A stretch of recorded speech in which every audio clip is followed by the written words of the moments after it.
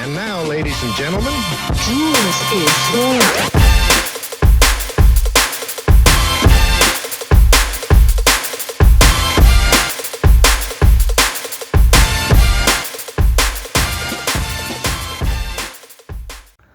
Bismillahirrahmanirrahim. Assalamualaikum warahmatullahi wabarakatuh. Halo semuanya, perkenalkan nama saya Arik Naufal Rabani. Saya dari UIN Syarif Hidayatullah Ciputat. Oke, di sini saya akan menjelaskan tentang Pancasila sebagai ideologi bangsa dan negara. Sedikit penjelasan tentang ideologi. Ideologi dapat didefinisikan sebagai cara berpikir dari seseorang maupun golongan tertentu yang memuat unsur-unsur kehidupan bermasyarakat, baik politik, sosial, ekonomi, budaya, dan lain sebagainya dengan seksama.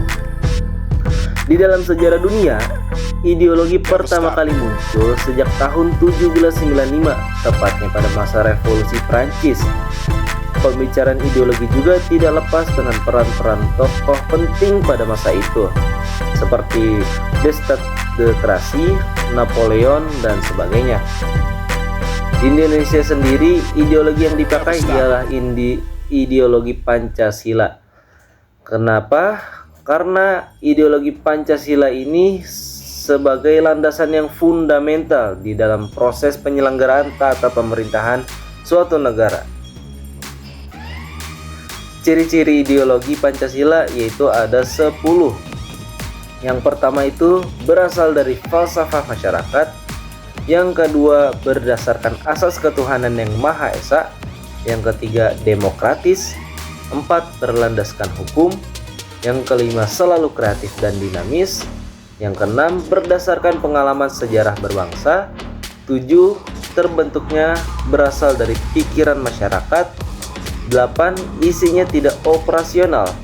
Yang 9 selalu menginspirasi masyarakat. Yang ke-10 selalu menghargai adanya keberagaman. Dan Pancasila ini sebagai ideologi yang terbuka juga.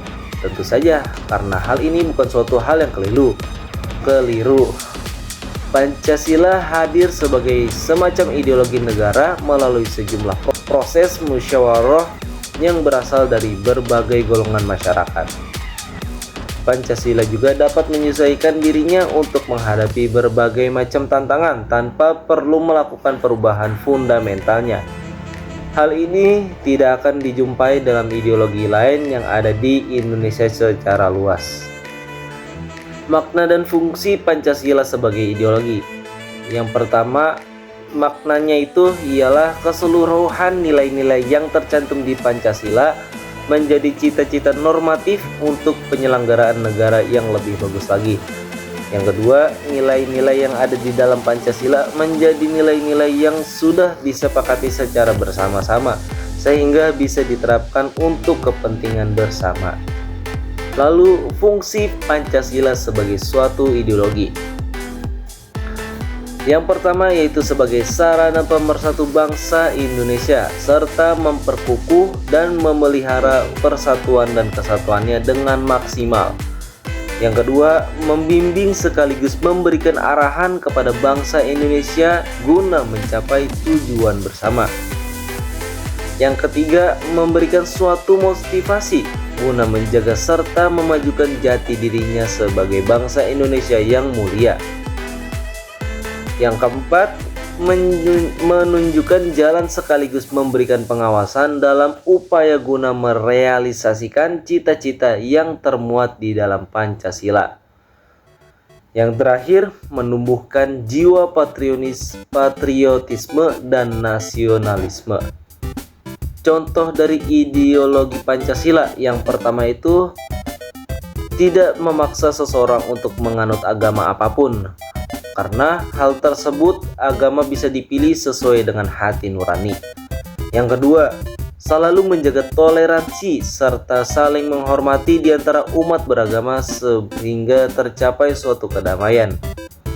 Kedua, menghargai perbedaan yang ada di tengah masyarakat yang terdiri dari banyak agama, ras, suku, hingga adat istiadat. Yang keempat, tidak melakukan diskriminasi dan sebagainya kepada siapapun.